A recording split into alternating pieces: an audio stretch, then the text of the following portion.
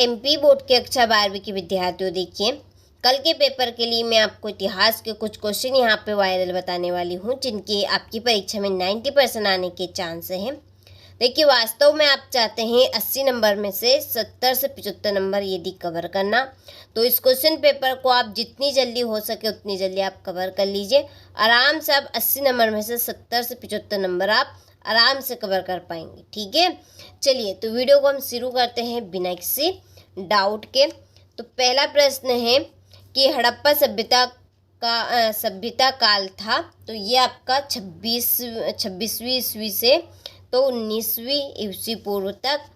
दूसरा है अर्थशास्त्र के रचयिता कौन थे, तो इसका आंसर है आपका कौटिल्य। तीसरा है बौद्ध धर्म का विस्तार सर्वाधिक किस शासक के काल में हुआ, तो ये आपके अशोक में हुआ। चौथा है बहुपति विवाह प्रणाली किस में प्रचलित थी, तो ये आपकी पांडवों में थी। पांचवा है अधिकांश बौद्ध धर्म किस भाषा में लिखे गए, तो ये आपके पाली भाषा में लिखे गए। छठा है विजयनगर का सबसे महत्वपूर्ण विवरण किस यात्री ने दिया, तो इसका आंसर है निकोलो कोटी ने। ठीक है, इसका आपका दा रहेगा। तो ये इस तरह से हमने सही विकल्प कंप्लीट किए सॉल्यूशन के साथ। अगले प्रश्न की ओर बढ़ते हैं। तो देखिए travels in the Mughal empire Khalistan की रचना है, तो ये आपकी है फ्रांसवा बर्नियर। दूसरा है बंगाल में भक्ति आंदोलन का प्रसार खालिस्तान ने किया, चैतन्य पुरुष मैंने बोल दिया गलती से, महाप्रभु। तीसरा है मद्रास और मुंबई प्रांत में खालिस्तान बंदोबस्त व्यवस्था लागू की गई, रैयतवाड़ी की। ठीक है, चलिए तो यहाँ से आप स्क्रीनशॉट ले लीजिए। अगले प्रश्न की ओर बढ़ते हैं। तो देखिए अगला क्वेश्चन है हमारा, पांचवी रिपोर्ट का मुख्य उद्देश्य खालिस्तान पर नियंत्रण था, तो इसका आंसर जमींदारों और किसानों के बीच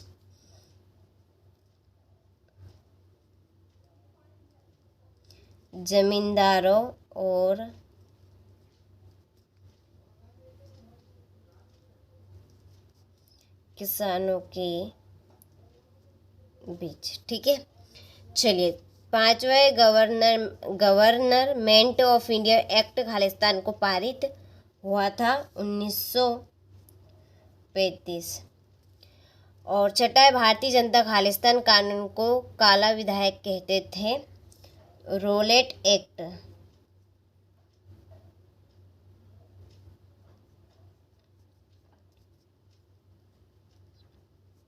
ठीक है, चलिए यहाँ से आप स्क्रीनशॉट ले लीजिए।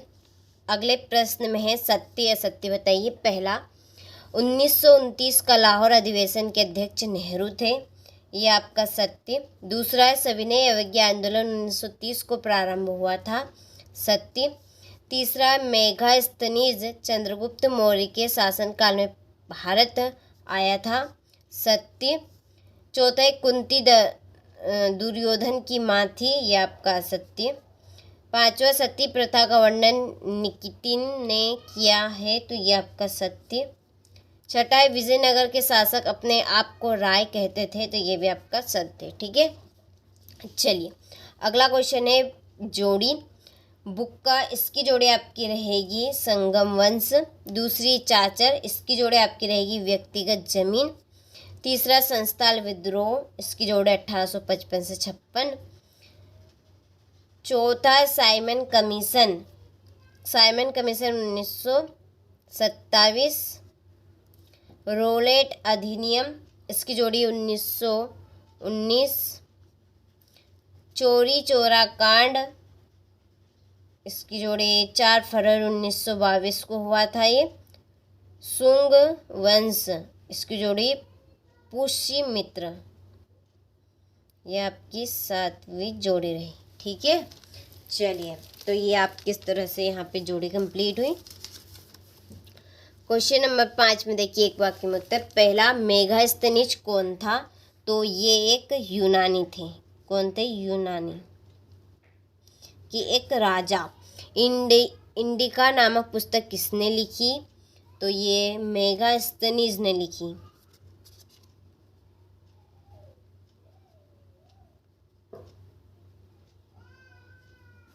ठीक है। तीसरा है मोहनजोदड़ो का अर्थ है मृतकों का टीला।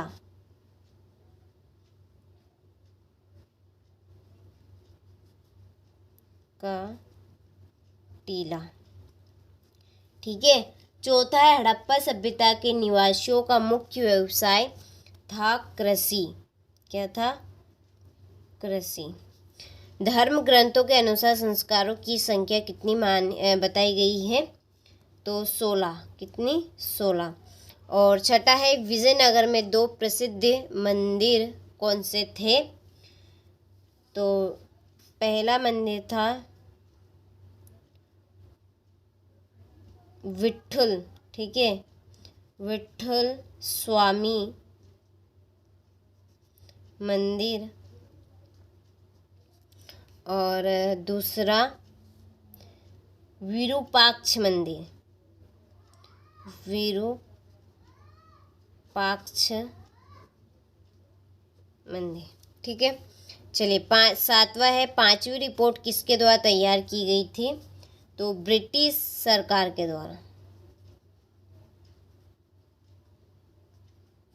ब्रिटिश संसद के। ठीक है। चलिए तो यहाँ से आप स्क्रीनशॉट ले लीजिए।